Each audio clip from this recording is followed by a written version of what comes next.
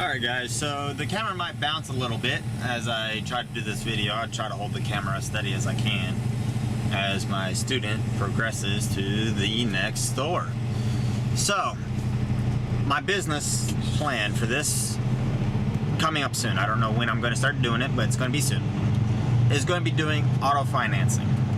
And the reason why I like auto financing is because instead of putting $100,000 in one house where something goes wrong, you can spread that $100,000 out over multiple houses. And that lighting's actually beautiful right there. And it's gone. So you should come back up to this building. Yeah, I know, right? So you could take $100,000, divide that over X amount of cars, and your risks is small or smaller. If one of those units goes bad, or the investment goes bad, you're not losing the full 100, you're only losing a portion of that car. And in some cases, you could actually get your money back. So it's a way to limit your risks, and that is one of the reasons why I like auto financing. And that is why I actually own a business called Micro Lending Servicing. I actually used to own a car dealership, but you know, short story, back when my dad had gotten cancer, I ended up selling a whole lot and yeah, went broke. Yeah, you do. So, yeah, see the truck traffic delivery, so that way. So I lost just about everything that I had at that time. You know, life for me went really quite bad, as some of you guys know.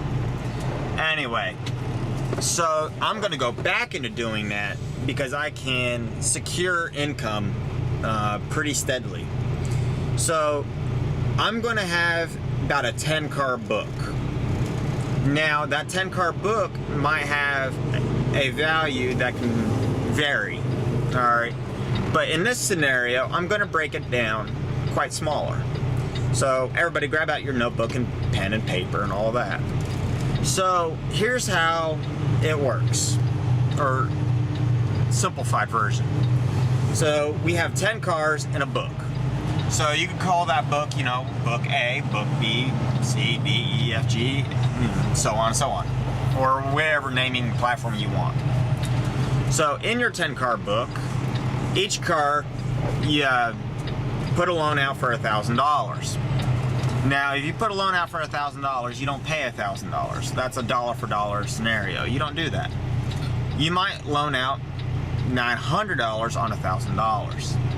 So there's cost, and the customer ultimately has to pay for those costs. And you also charge interest on top of that. So you charge about 20%.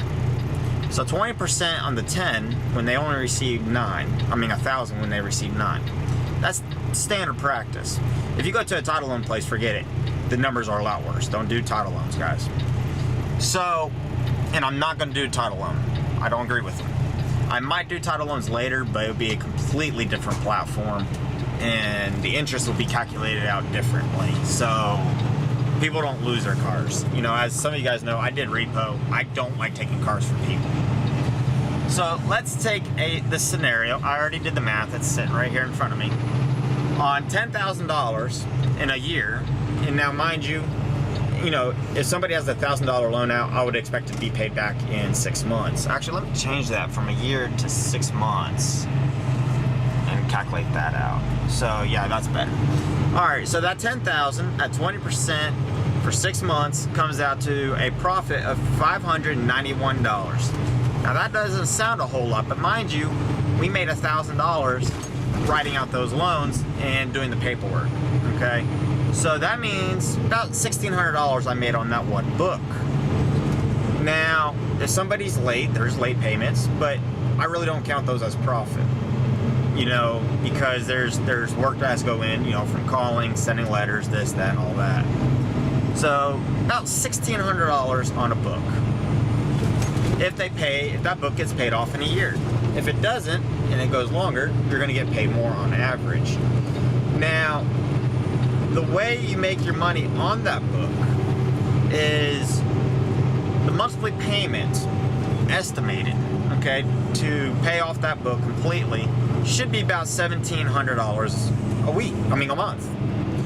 So the whole book should be paid off in 6 months, which is what I put in.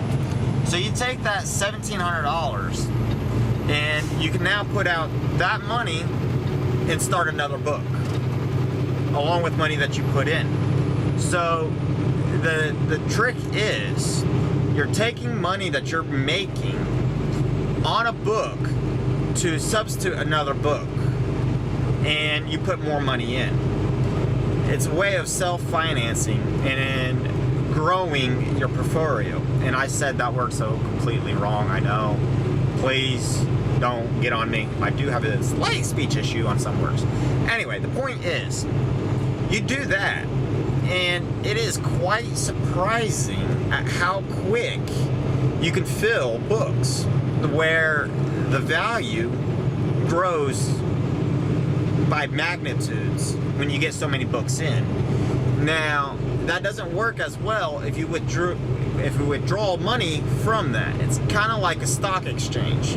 If you put money in a stock that pays dividends and you withdraw that dividends instead of leaving it in, or like a CD, a bond too, but not so much a bond. Bond is like, cash in once.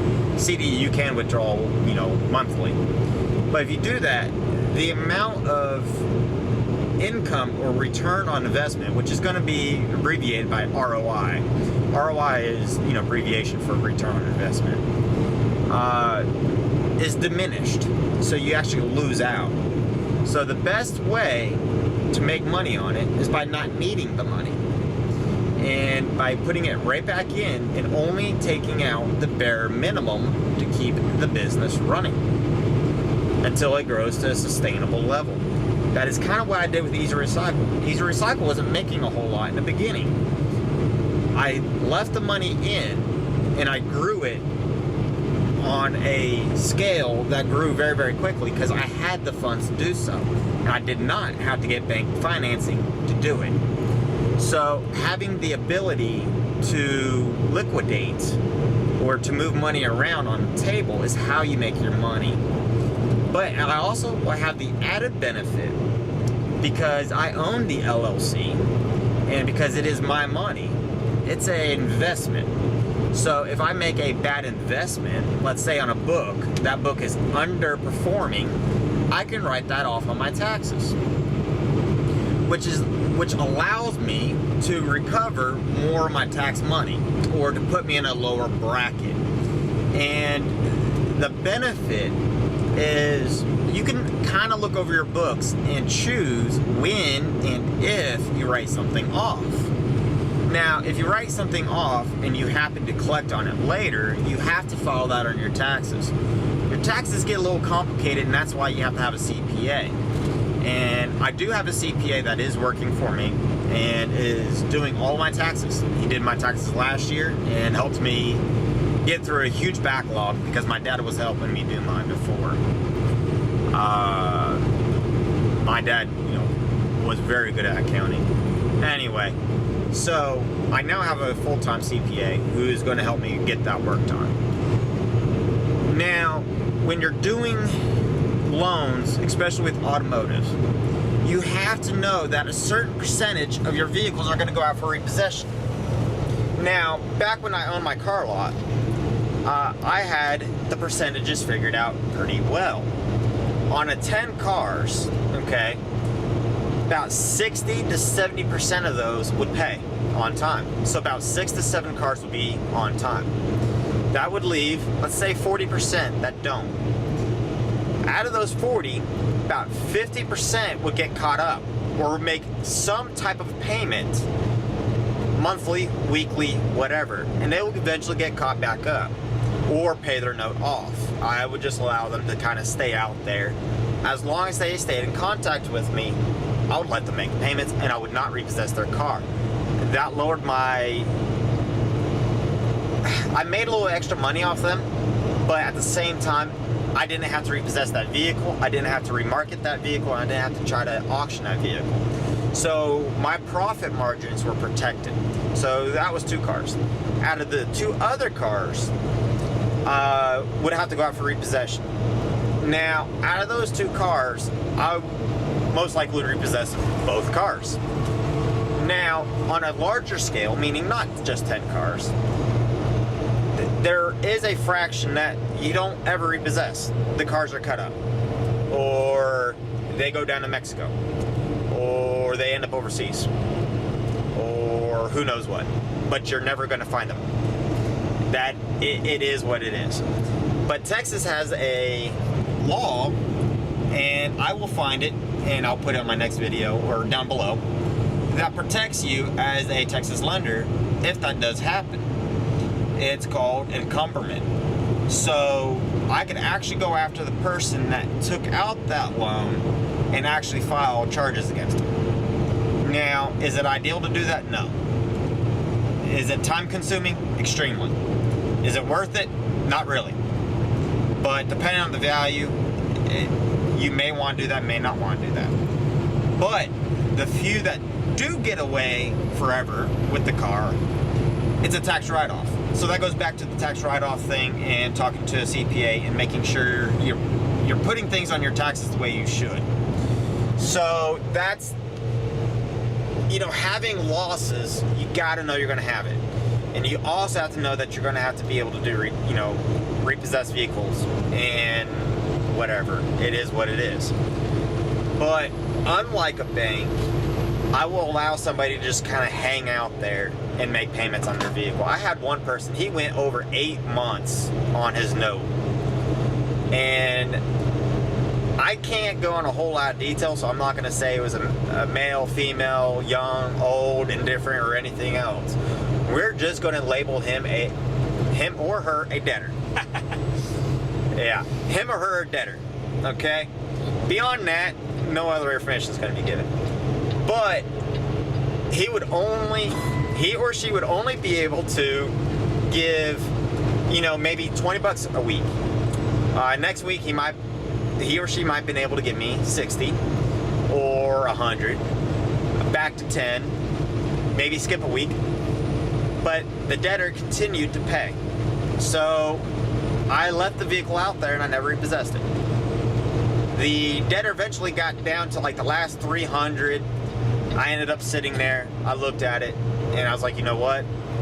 I wrote off the rest, signed the title, and mailed it to him with a letter saying, thank you for, staying in contact, making payment when you could. I got the rest. Don't worry about it. And that debtor was very thrilled about that and actually went and told other people. Those other people actually came and bought, cars from me. So in the long run, I actually made more money from him. So I found that if you take care of people, even if they are behind, as long as they're making an effort and being honest and not hiding the vehicle. He told me more than once, if I want to go get it, he would give it to me. I didn't have to call out a repo guy. I didn't do that. So if somebody's honest with me, I'll leave it out there. But I made my money. I made the money that I put out on it. I made a little profit, and everybody was happy in the end. Good business always will have a business grow and succeed.